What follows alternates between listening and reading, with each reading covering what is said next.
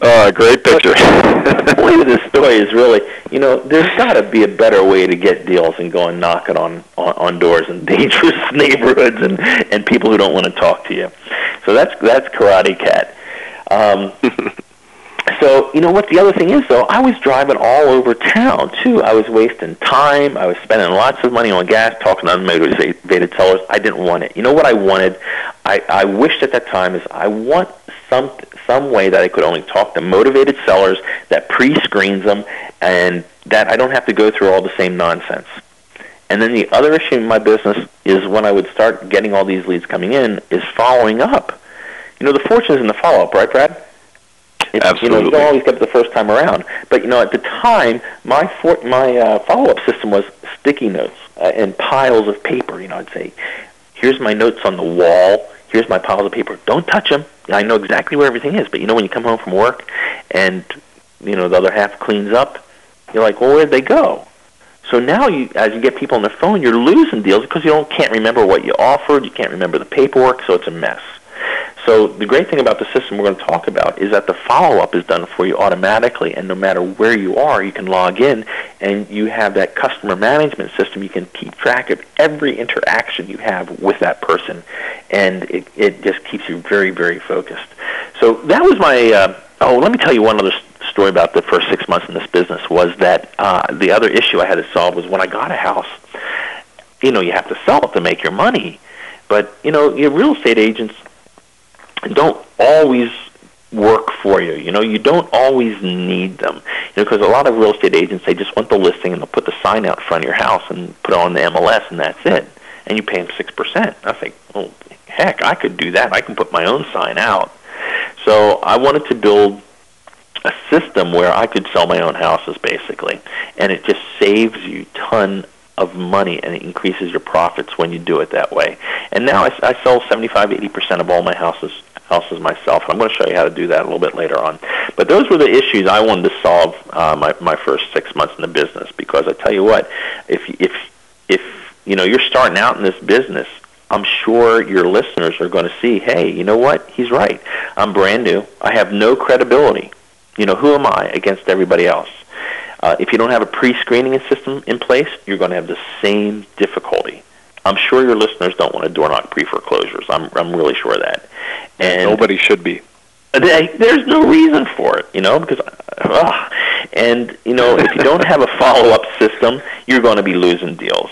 So, my first 6 months in this business, I was working 80 to 90 hours a week. I had a full-time job, plus I'm trying to invest, that I was totally stressed out.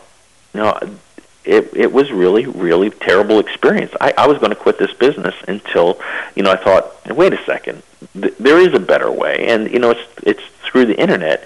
And I just want to share with you how that came into being. But this was how fast I was getting rich in real estate my first 6 months. Well, you know something, Duncan? Let me point out, like everybody's read in the manifesto, this is what we're touching on here. The majority of the reasons why 92% of all investors drop out within their first 3 months is because they've taken the courses that are so hands-on, that are so 80s, like you and I have admitted, that are going out there and realize, wow, if I do it this way, yeah, sure, there's wealth in real estate, but man, I've got to turn around and sell people on who I am, and I don't have any background or experience here yet. Mm-hmm. I've got to door knock foreclosures. I'm trying to put up these ads. It costs me $150 to $380 per weekend to run an ad in my local newspaper, depending upon where you live. And then you're not generating leads. And the most of the people who call you are probably the competition of other investors in the market to see who you are and how you handle your business. And other ones are just tire kickers. Hey, I'd like to sell my home. I'm not sure what I want to sell it for, but I want to get as much as I can. That's not a motivated seller whatsoever. Mm-hmm. So I think this picture is just perfect because it's totally indicative of what the majority of investors are exposed to unfairly at this point in time, the 21st century, in a very, very competitive marketplace. Mm-hmm. What is it? It's one of the 3 most searched terms online is real estate or real estate investing. Behind adult stuff, pornography, and I don't know what the other one is. So You know something, it's a highly competitive industry. So if you're going to go into a highly competitive industry, you need to differentiate, and you need to do what the majority of the people are not. And when you can do all that from the comfort of your laptop or on a bloody cruise ship in the Caribbean for 10 minutes and do a deal that makes you $5,000, you know, like you did in less than an hour, why not? You know, I'll pay the $7 a minute on the cruise ship to get that done, and to generate checks of like $500,000 in a month on property you've never owned that have come in. I mean, it's incredibly insane, but wonderfully enjoyable and comforting to know that in today's day and age you can absolutely do that. Yeah, it is. You know, and you know, the whole purpose of, you know, me coming on the call is I want to get people off the snail trail. I want to get them into the sports car that gets them to their goals quicker. So, you know, I want to get really, really serious, you know, in this next slide here, and this applies to any business. It applies to any business. So, you know, there's two keys to business success, and they both are innovation and marketing. If your business is not changing with the times, it's going to die, okay? And I applaud the people on this call who have made it so far because they are sincere and they're learning innovative real estate strategies to help solve problems that other people can't. Realtors can't solve these problems. You know, mortgage brokers can't solve them, but we can. So I applaud them for getting this far and learning and being innovative in what they do.